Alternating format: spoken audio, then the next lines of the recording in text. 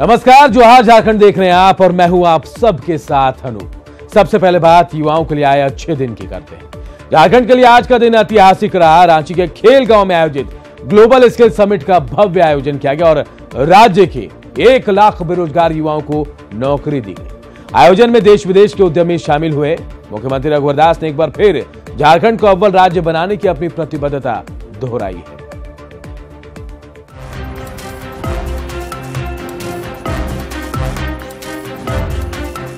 सरकार की कौशल विकास योजना अब धरातल पर उतर रही है। झारखंड के लिए तो गुरुवार का दिन अहम और ऐतिहासिक रहा। रांची के खेलगांव में आयोजित भव्य ग्लोबल स्किल समिट में 1 लाख युवाओं को रोजगार देने की प्रक्रिया शुरू हो गई। सभी नियुक्तियां निजी क्षेत्र में होंगी। राज्यपाल द्रौपदी मुर्मू, सीएम रघुवर दास और केंद्रीय मंत्री धर्मेंद्र प्रधान ने संयुक्त रूप से ग्लोबल स्किल समिट का उद्घाटन किया। समिट में कई देशों के प्रतिनिधि शामिल हुए, जबकि बॉलीवुड और खेल की दुनिया की भी कई हस्तियां इस ऐतिहासिक पल के गवाह बने। आयोजन के जरिए 1 लाख युवाओं को नियुक्ति पत्र देने की प्रक्रिया शुरू हुई। पहला नियुक्ति पत्र गुमला के अस्मिता टोप्पो को मिला। केंद्रीय मंत्री धर्मेंद्र प्रधान और राज्यपाल ने भी बांटे नियुक्ति पत्र। नियुक्ति पत्र पाने वाले अभ्यर्थियों की मासिक सैलरी 55,000 रुपये। निजी क्षेत्र की कई अग्रणी कंपनियों में युवाओं को जॉब मिला। एक अभ्यर्थी को तो 11 लाख का एनुअल पैकेज मिला है। इस मौके पर झारखंड के मुख्यमंत्री रघुवर दास ने युवा दिवस की शुभकामनाएं दी और कहा कि राज्य के 1 लाख बेरोजगार युवाओं को निजी क्षेत्र में रोजगार के लिए सरकार के प्रयासों से नियुक्ति पत्र दिया जा रहा है।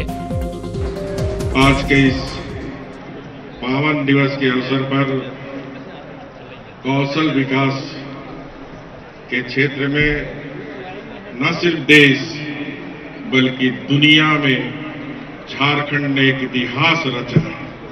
इसके लिए मैं झारखंड के नौजवानों और हमारे कॉर्पोरेट सेक्टर और सरकार के पूरी टीम झारखंड को बहुत बहुत धन्यवाद साधु। मुख्यमंत्री रघुवर दास ने खुद के जीवन में कौशल विकास को अमल में लाए जाने की बातों का भी जिक्र किया और समारोह में उपस्थित लोगों को बताया कि कैसे वे टाटा स्टील में मजदूर से लेकर आज प्रदेश के प्रधान सेवक बन गए। मैं भी एक मजदूर हूं। 8 साल तक मैं टाटा कंपनी में अस्थायी कर्मचारी और इसलिए परमानेंट नहीं हो पाया क्योंकि मैं सिंपल बीएससी।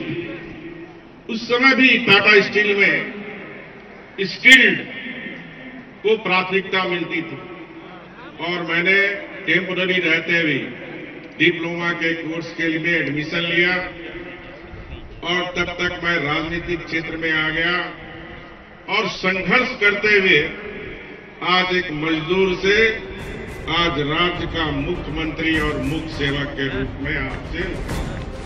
मुख्यमंत्री रघुवर दास ने स्किल सेंटर का भी उद्घाटन किया।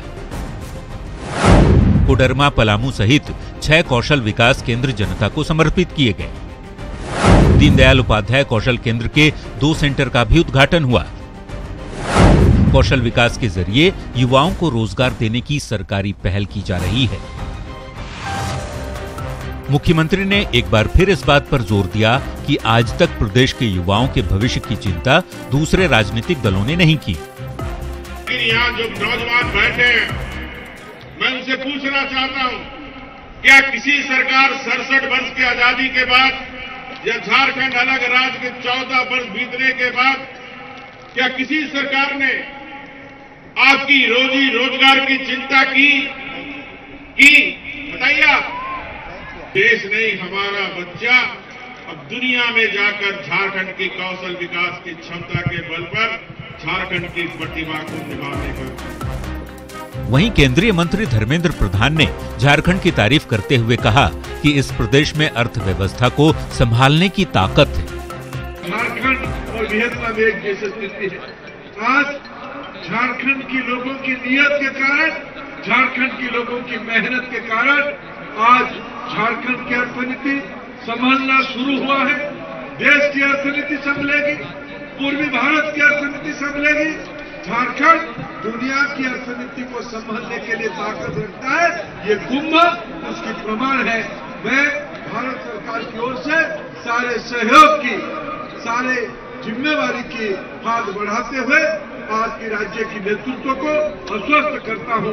प्रधानमंत्री नरेंद्र मोदी जी की नेतृत्व में झारखंड में, रघुवर दास जी के नेतृत्व में झारखंड को 21वीं सदी में एक नौजवानों की राज्य को अर्थनीति की दृष्टि से एक प्रमुख शक्ति हम सब मिलकर बनाए। वैसे झारखंड में कौशल विकास की यदि बात करें तो रोजगार उद्यमिता को बढ़ावा देने के लिए यहाँ विश्व स्तरीय आधारभूत ढांचे पर काम हो रहा है। राज्य में 20 से ज्यादा कौशल विकास केंद्र स्थापित किए गए। रोजगार नीति 2018 के बाद से कौशल विकास को बल मिला है। युवाओं को रोजगार मिलने की रफ्तार में भी वृद्धि हुई है। यही नहीं, आगामी 5 साल में झारखंड को देश का स्किल हब बनाने का भी लक्ष्य रखा गया है। जाहिर तौर पर झारखंड में हुए इस तरह के पहले ग्लोबल समिट ने कौशल विकास के साथ ही विकास की नई इबारत लिखी है। न्यूज़ 18 के लिए रांची से राजेश कुमार और अजय लाल की रिपोर्ट। और झारखंड में एयर कनेक्टिविटी बढ़ाने के लिए सीएम रघुवर दास ने कहा कि उनकी कोशिश अब रंग लाने लगी है। जमशेदपुर के लालबुमगढ़ में एयरपोर्ट को विकसित करने का फैसला लिया गया है। 24 जनवरी को सीएम रघुवर दास इसका भूमि पूजन करेंगे, जबकि सितंबर से काम और जनवरी 2021 से उड़ान सेवा शुरू होने की उम्मीद है। रांची के खेलगांव में सीएम के साथ उच्च स्तरीय बैठक के बाद केंद्रीय विमानन सचिव ने कहा कि देवघर, बोकारो और दुमका में एयरपोर्ट का निर्माण कार्य जारी है। देवघर में जनवरी 2020, बोकारो में इसी साल जुलाई के बाद और दुमका में भी इसी साल अगस्त तक हवाई सेवा शुरू होने की उम्मीद है। वहीं उन्होंने कहा हजारीबाग में भी एयरपोर्ट विकसित करने की योजना है। 2021 के जनवरी से वहां से फ्लाइटें हम लोग ATR की और बॉम्बार्डियर की फ्लाइटें हम लोग आसपास के जितने शहर हैं, जैसे चाहे वो कलकत्ता हो या रायपुर है, भुवनेश्वर है और पटना है, इस तरह के जो आसपास के, बनारस, इस तरह के जो शहर हैं, उन शहरों के लिए वहां से हम लोग विमान सेवा 2021 में परिचालित कर सकेंगे। तो देवघर में जो है वहां पर रनवे बनाने का काम और बाउंड्री वॉल ये सब बनाने का काम वो शुरू कर दिया गया है। टर्मिनल बिल्डिंग बनाने का जो काम है वो कॉन्ट्रैक्ट इस महीने के आखिर तक वो भी हम लोग दे देंगे। जनवरी 2020 तक देवघर में भी हम लोग वहां का टर्मिनल बिल्डिंग वगैरह बना करके तैयार कर देंगे। वो देवघर का जो प्रोजेक्ट कॉस्ट है 400 करोड़ रुपए का प्रोजेक्ट कॉस्ट है। तो बोकारो एयरपोर्ट में वहां पर 22 करोड़ की लागत से काम शुरू किया जा चुका है, जो कि इसी साल 30 जून तक वो काम कंप्लीट कर लिया जाएगा। वहां पर वर्क अवार्ड हो चुका है, काम वहां चालू है। तो वहां पर इस साल यानी कि अगले 6 महीने के भीतर वहां पर भी हमारा एयरपोर्ट डेवलपमेंट का सारा काम हो जाएगा और उसके तुरंत बाद वहां से उड़ान की फ्लाइटें वहां से शुरू हो जाएंगी। 30 जून से जुलाई अगस्त महीने से दुमका से भी हमारी उड़ान की फ्लाइटें फिर शुरू हो पाएंगी। इसके अलावा हम लोग हजारीबाग क्षेत्र के लिए भी हम लोग काम में लगे हुए हैं और उस पर भी जमीन और इन सब चीज़ों पर जैसे एक बार सहमति जब हो जाती है तो हजारीबाग के लिए भी हम लोग एक एयरपोर्ट को विकसित करने का काम बहुत शीघ्र ही शुरू करेंगे। और अब बात लालू यादव की। आरजेडी सुप्रीमो लालू यादव की मकर संक्रांति कैद में ही बनी। झारखंड हाईकोर्ट ने लालू प्रसाद यादव की जमानत याचिका को खारिज कर दिया है। सुप्रीमो की याचिका खारिज होने से आरजेडी खेमे में मायूसी। कैद में मनेगी लालू की मकर संक्रांति। झारखंड हाईकोर्ट से लालू को लगा झटका। कोर्ट ने खारिज की लालू की याचिका।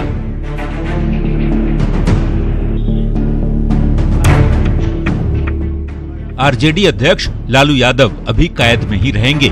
झारखंड हाईकोर्ट ने लालू प्रसाद यादव की जमानत याचिका को खारिज कर दिया है। लालू प्रसाद की ओर से देवघर, दुमका और चाईबासा कोषागार से अवैध निकासी मामले में जमानत की गुहार लगाई गई थी। हाईकोर्ट ने तीनों मामलों में बेल याचिका खारिज कर दी है। लालू प्रसाद यादव की तीनों बेल याचिका 64A, 68A और 38A में 4 तारीख को सुनवाई हुई थी। उसको सुरक्षित रखा गया था। आज नोटिफाई किया गया और बेल के ऑर्डर जो है वो रिजेक्ट हो गया। उनके तीनों मामले में रिजेक्ट हो गया। झारखंड हाईकोर्ट में लालू प्रसाद की जमानत याचिका खारिज होने के बाद आरजेडी के खेमे में मायूसी है। पार्टी नेता अब सुप्रीमो की जमानत के लिए सुप्रीम कोर्ट जाने की बात कह रहे हैं। उनके जेल में रहने से कार्यकर्ता निराश है, हतोत्साहित नहीं है। लालू प्रसाद की खराब सेहत का हवाला देकर जमानत की मांग की गई थी। लालू की ओर से वरिष्ठ वकील और कांग्रेस नेता कपिल सिब्बल ने बहस की थी, लेकिन कोर्ट ने उनकी सारी दलीलों को खारिज कर दिया। चुनावी सीजन में लालू की जमानत खारिज होने से महागठबंधन के घटक दल भी मायूस हैं। तो माननीय न्यायालय के आदेश का हम लोग सम्मान करते हैं, लेकिन बिहार झारखंड महागठबंधन के महानायक लालू प्रसाद यादव जी का संदेश, लालू प्रसाद जी की उपस्थिति ही काफी है एनडीए को बर्बाद करने के लिए। 2019 के लोकसभा चुनाव में मुकाबला एनडीए और महागठबंधन के बीच है। बिहार झारखंड दोनों ही राज्यों में महागठबंधन के घटक दलों के बीच सीटों का बंटवारा नहीं हुआ है। लालू यादव घटक दलों की धुरी है। ऐसे में उनका जमानत खारिज होना पार्टी के साथ साथ महागठबंधन के लिए किसी झटके से कम नहीं। रांची से नीरज के साथ पटना से अमित कुमार, न्यूज़ 18। जश्न फरोशी के मामले में हाल के दिनों में हुई गिरफ्तारियां और खुलासों ने रांची पुलिस की नींद उड़ा दी। तेजी से फैलते साइबर सेक्स बाजार ने पुलिस के सामने कड़ी चुनौती पेश की।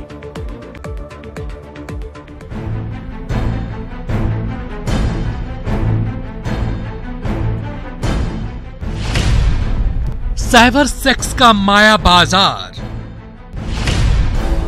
दलदल में फंसते युवा, रांची पुलिस की उड़ी नींद, ऑनलाइन सेक्स बाजार बनी चुनौती। राजधानी रांची जिस्म फरोशी की शौकीनों के लिए मुफीद जगह बनती जा रही है। सर कहां से बात कर रहे हैं? रांची से बात कर रहे थे। यहाँ ऑनलाइन सेक्स बाजार सजे हुए हैं। सोशल साइट के जरिए ये धंधा फल फूल रहा है। जिस्म फरोशी मामले में हाल में हुई गिरफ्तारियों और उनसे पूछताछ में हुई खुलासों ने रांची पुलिस की नींद उड़ा दी है। मामला तो बहुत गंभीर है, इसमें हम लोग लगे हुए हैं और जो पहले भी कुछ इसमें अभियुक्त जेल गए हैं उनके ऊपर भी निगरानी रखी जा रही है और उनकी भी गतिविधि पर हम लोग नजर बनाए हुए हैं। दूसरे राज्यों से सेक्स वर्कर्स की राजधानी में घुसपैठ बढ़ गई है। सदर थाना क्षेत्र हो या चुटिया या फिर बरियातू इलाका, हर जगह इनकी गतिविधियां बढ़ गई है। हेलो, हाँ बोलिए। तो कहाँ पर अवेलेबल हो जाएगा? जैसे कि आप यहाँ पे बोल दीजिएगा, वहाँ पे हो जाएगा। होटल्स वगैरह में कुछ है क्या इंतजाम आप लोग? होटल से ऐसा नहीं है, करा देंगे, ठीक है। पुलिस के सामने ये बात भी सामने आई है कि राजधानी की सेक्स वर्कर्स का लिंक दूसरे राज्यों के सेक्स वर्कर्स से जुड़ा हुआ है। ग्राहकों को जुटाने के लिए सोशल साइट्स का जमकर इस्तेमाल हो रहा है। राजधानी के कई होटलों में भी लड़कियां पहुंचाई जा रही हैं। मोबाइल, व्हाट्सएप और ये ऐप्स के माध्यम से ही ये लोग कर रहे हैं और उसी में हमारा जो साइबर सेल है वो निगरानी रख रहा है और इस तरह की जो भी शिकायतें आ रही हैं उस पर प्राथमिकी कर आगे की कार्रवाई की जाएगी। साइबर सेक्स बाजार का नेटवर्क तोड़ने में पुलिस को कामयाबी भी मिल रही है। 23 दिसंबर 2018 सदर थाना क्षेत्र के डुमरडगा स्थित फ्लैट में 3 दलाल गिरफ्तार। 1 दिसंबर 2018 बरियातू इलाके स्थित एक फ्लैट से 3 महिलाएं और 2 पुरुष गिरफ्तार। फरवरी 2018 चुटिया थाना क्षेत्र से 2 युवतियों और 3 युवक गिरफ्तार। साइबर एक्सपर्ट्स का मानना है कि हाल के दिनों में पुलिस के साइबर सेल को काफी मजबूत किया गया है, लेकिन साइबर सेक्स बाजार के मायाजाल को तोड़ने के लिए साइबर सेल को और भी मजबूत करने की जरूरत है। ये एनोनिमस काम करते हैं, इनकी आइडेंटिटी नहीं होती, कभी इनकी आइडेंटिटी कवर्ड होती है, कभी ये लोकल रिसोर्सेज को हाथ में लेते हैं। तो जैसे it is just like a normal crime. जैसे कि हमारे देश में अगर कोई इलीगल बिजनेस कर रहा हो, ड्रग्स का बिजनेस कर रहा हो, वो या इलीगल वेपन्स बेच रहा हो, जो करते हैं लोग, तो उस पर हमारे सरकार की बहुत कड़ी नज़र होती है। डिजिटल युग के अपराधी खुद को डिजिटलाइज कर पुलिस की आंखों में धूल झोंक रहे हैं। तो पुलिस भी उन पर शिकंजा कसने के लिए खुद को साइबर एक्टिव बना रही है। इससे साइबर सेक्स माया बाजार को ध्वस्त करने में मदद मिलेगी। रांची से न्यूज 18 के लिए ओम प्रकाश की रिपोर्ट। मेडिकल प्रोटेक्शन एक्ट को लेकर इंडियन मेडिकल एसोसिएशन और Jharkhand state health service association JDA ने रिम्स परिसर में प्रोटेस्ट मार्च निकाला। इसमें एमबीबीएस के छात्र भी शामिल हुए। डॉक्टरों ने सरकार से जल्द मेडिकल प्रोटेक्शन एक्ट बनाने की मांग की। दूसरा कि 2007 में medical protection act coordination committee बनी थी, जिसकी अध्यक्ष मैं थी, और उस समय हम लोगों ने काफी 10 सालों तक इस पर काम किया था और यह पिछली सरकार में यह लागू होने वाला ही था, मगर एक्ट और बिल के मामले में वो फंस गया और उस समय सरकार बदल गई। तो हम अभी जो सरकार है उससे उम्मीद करते हैं कि पिछली सरकार की तरह यह सरकार भी संवेदनशील हो और जल्द से जल्द इस मेडिकल प्रोटेक्शन एक्ट को लगाए। पास किया गया विधान। केंद्रीय कोल सचिव सुमंतो चौधरी 2 दिवसीय दौरे पर धनबाद पहुंचे, जहां वो भूदसान प्रभावित बांसजोड़ कोलेरी के न्यू पॉइंट पर भी गए। साथ ही बीसीसीएल के सीएमडी और निदेशक के साथ डीसी रेल लाइन और सरकार के मास्टर प्लान पर विचार विमर्श किया। इसके बाद कोल सचिव ने बीसीसीएल मुख्यालय में अधिकारियों के साथ जरिया एक्शन प्लान और विस्थापितों के पुनर्वास योजना की समीक्षा बैठक की। कोल सचिव कल रांची में आयोजित हाई लेवल मीटिंग में भी शिरकत करेंगे।